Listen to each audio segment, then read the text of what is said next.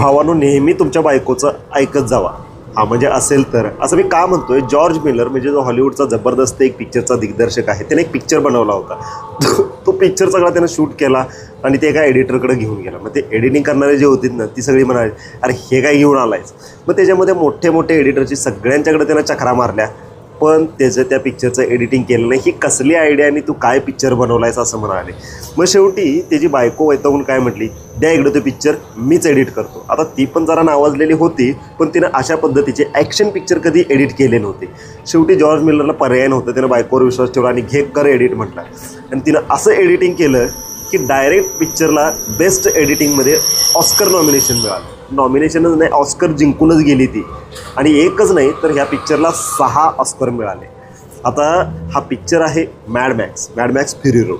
जर तुम्ही बघितला असाल तर ते मला नक्की कॉमेंट करा. आणि सगळ्यात महत्त्वाचं ह्याचं जे एडिटिंग आहे ना, आपण ॲक्शन सीन बघताना असे कंटिन्युअस असतात, पण ह्यातले ॲक्शन सीन एक ॲक्शन होते, एक होतो आणि तिथं थोडासा पॉज घेतला येईल.